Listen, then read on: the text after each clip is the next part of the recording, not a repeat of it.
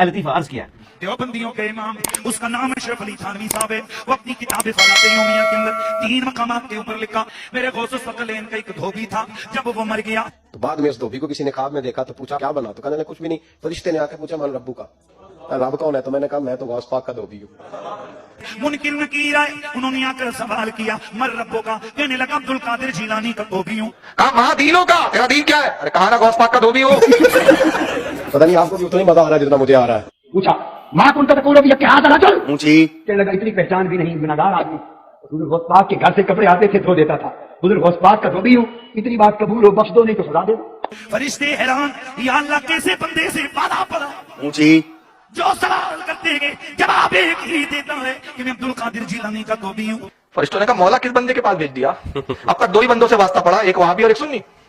हुजूर गौस आजम कब्र में आए और फरमाने लगे क्यों तंग करते हो मेरे मानने वाले को? ऊंची क्यों तंग करते हो मेरे, ये कोई लवारस है इसको तंग कर रहे हो?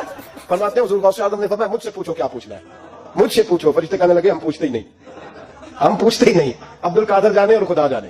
और ਤੁਹਾਨੂੰ ਖੰਗਣ ਨਹੀਂ ਦੇਣਾ ਕਿਸੇ ਨੇ, पता लग जाएगा जो चमड़ी लवेगी ना ਜਿਹੜੇ ਇਸ ਤਰ੍ਹਾਂ ਦੇ ਬਕਵਾਸਾਤ करने वाले और उन्होंने छापने वाले, ਤੁਹਾਨੂੰ खंगਣ नहीं देना किसी ने।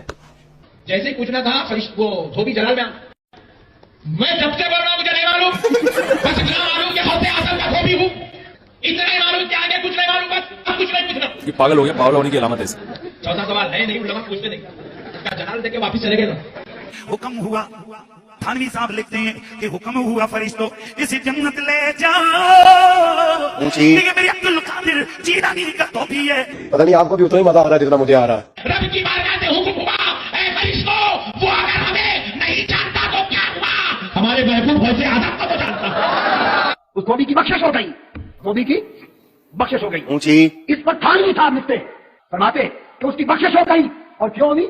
कहते हैं कि धोबी का बार बार ये कहना कि गौस पाक का धोबी हूँ उसकी निस्बत के करीब होने की दलील था। लेकिन ये मरने के बाद पता चलेगा, जो मौला अली इस्लाम का कौल है कि इंसान सोया हुआ है, जैसे ही मरेगा तो जाग उठेगा, ओह ये क्या हुआ। ऊंची तो यही कुछ ही होना है। वो अल्लाह का बंदू किसी बड़े से बड़े इमाम रूमी कब्र किसी ने खंगन नहीं देना, उधर तो हालत ही कोई नहीं होनी। ठीक है, तेज जाएगा किसी की कब्र में पहुंच जाएगा, सब कुछ झूठ है। तो ये हवाइयां उड़ जाएंगी मरने के बाद, पता चल जाएगा कि जनाब ये वो कहता नहीं, पता लग जाएगा कि जाके आगे जाके पता नहीं लगना, तो लग पता जाना है। ठीक है, लेकिन उस वक्त एक बंदे को मरने के बाद पता चला कि गुलाम अहमद कादियानी दज्जाल था, अब वो कही अल्लाह मुझे दुनिया में दोबारा भेज दे, मैं दोबारा अपने आप की इस्लाह कर लूं। नहीं, बुखारी मुस्लिम में मौजूद है, मेरा यूट्यूब पे क्लिप है, कब्र में 3 नहीं 4 सवाल। तो वो सवालों के जवाब आपने खुद ही देने अपनी कब्र में, मर रब्बू का मादीनों का कोई किसी की तरफ से दे ही नहीं सकता। उसमें तो अल्फाज है या जवाब देगा या नहीं देगा। अगर बुखारी मुस्लिम में कहीं है कि कोई और आगे दे देगा तो मैं दिखाएं कि मैं गौसे पाक दा तो 20 एक वो भी सुना है ना, फरिश्ते आए तो उन्होंने पहला सवाल किया मर रब्बू का, तो उन्होंने कहा मैं शेख अब्दुल कादिर जीलानी का धोबी हूं। और ये वाकया अशरफ थानवी ने भी नकल किया हुआ है, सिर्फ बरेलवी नहीं बयान करते। ये पता नहीं किसने कैमरा बीच में फिट किया हुआ था, रवायत कौन कर रहा है? मादीनों का धोबी कहते नहीं, 300 फरिश्ते परेशान, फरिश्ते नहीं परेशान होना, एक लाई है। बुखारी मुस्लिम में अल्फाज है, जब तीनों सवालों के जवाब नहीं होंगे ना तो फरिश्ते पूछेंगे तूने ये सवालों के जवाब क्यों नहीं है? वो कहेंगे मैं वही कहता था जो लोग कहते। तो फरिश्ते कहेंगे तूने खुद इल्म हासिल करने की जरूरत मतलब क्यों नहीं कोशिश की? फिर एक गुर्ज मारेंगे, वो जमीन के बराबर हो जाएगा। ठीक है ना, तो गुर्ज मारने के अल्लाह को नहीं जाऊंगा, नहीं फरिश्ते अल्लाह को टूट गए, अल्लाह एकड़ा बंदा है। ओके वेले बुजुर्ग काम आते हैं, वो बंदा से मेरे वाले कर दो ना, फरिश्ते तो छाड़ दो, फरिश्ते से सुरमा बना के रख देंगे होता। तो अल्लाह ने कहा नहीं ठीक है, उन्हें बख्श दिया। गौसे पाक का धोबी क्या नबी इस्लाम का धोबी भी, वो भी अपने माल के मुताबिक खाया जाएगा। बुखारी मुस्लिम में अल्फाज है, मिदरम नामी ये गुलाम था नबी इस्लाम का, ऊंट का गिजावा कसता था, आपको वुजू करवाया करता था।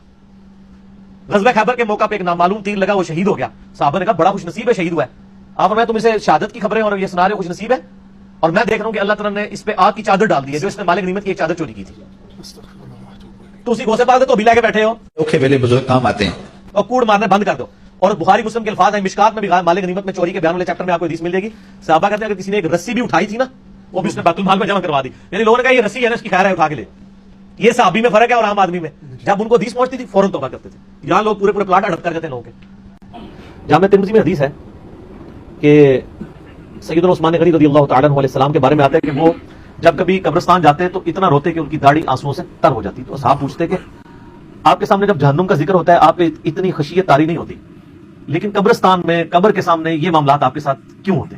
तो उन्होंने कहा कि मैंने नबी इस्लाम से खुद सुना था कि कब्र आखिरत की मंजिलों में से पहली मंजिल है, जिसकी ये मंजिल फंस गई उसकी अगली मनाजिल मुश्किल हो जाएगी, और जिसकी ये मंजिल आसान हुई उसकी अगली मनाजिल आसान होती चली जाएगी। ये वो शख्स कह रहा है जिसे 3 दफा जन्नत की बिशारत मिली हुई है।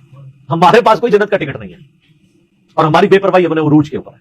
इसी को पंजाबी में कहा जाता है ना, अकल ना होवे थे मौजे ही मौजा, अकल होवे थे सोची सोचा। जिसे अकल नहीं होगी वो मौजे मारेगा, उसे पता नहीं है ना, लेकिन जिसे अकल होगी वो सोचेगा कि यार ये मामला तो बड़ा खतरनाक हो जाएगा। सही बुखारी में हदीस है, नबी इस्लाम ने फरमाया आप एक जगह से गुजरे, कुछ असहाब آپس میں یعنی ہنسی مذاق کرتے ہوئے ہنس رہے تھے, تو آپ کھڑے ہو گئے, آپ نے فرمایا جو کچھ میں جانتا ہوں نا اگر تم جان لیتے تو بہت کم ہنستے, زیادہ رویا کرتے.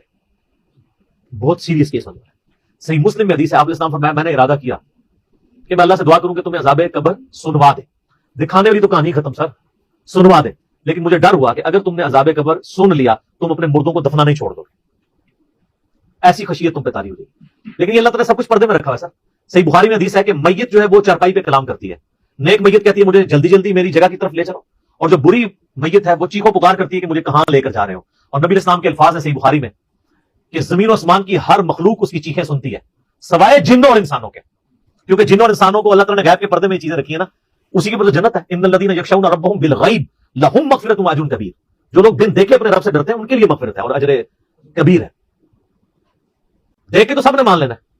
پھر سر اس سے بھی آگے اگر آپ چلے جائیں, صحیح بخاری میں یہ حدیث موجود ہے کہ جب میت کو سوالات کے جوابات نہیں آتے نا تو فرشتے اس سے پوچھتے ہیں کہ تجھے سوالات کے جوابات جو نہیں آئے یہ کیا معاملہ تیرے ساتھ ہوا؟ تو وہ کہتا ہے میں تو وہی کہتا تھا جو لوگ کہتے تھے, سنا کے سننی تم نہیں, پڑھ کے سننی نہیں. تو فرشتے کہتے ہیں تو نے خود پڑھ کے سمجھنے کی کوشش کیوں نہیں کی؟ پھر فرشتے اسے ایک گرز مارتے ہیں جس سے وہ زمین کے اوپر بالکل, جس کو کہتے ہیں نا پیرلل ہو جاتا ہے, زمین کے خاک بن جاتا ہے. اور اس کی جو گرز کی اگینسٹ اس کی چیخو پکار ہے اس کو جنوں اس کے علاوہ تمام مخلوقات سنتے ہیں. اگر یہ سن لے تو ظاہر ہے یہ تو پھر انسان کے بچے نہ بن جائیں. یہ اللہ نے پردہ رکھا ہے, ورنہ تو آپ بڑے بڑے بزرگوں کو دفنا کے نکل رہے ہو نا, ان کے پردے جو ہے نا وہ جنازہ یعنی اس قبرستان کے گیٹ تک پہنچتے ہوئے ساری بزرگی کھل گئی ہو, دال کی بات بھی چلے آ جائے. لوگ ایسے بزرگی کا دعویٰ بھی پھر چھوڑ دیں گے, وہ ڈرتے رہیں گے نا. تو یہ اللہ نے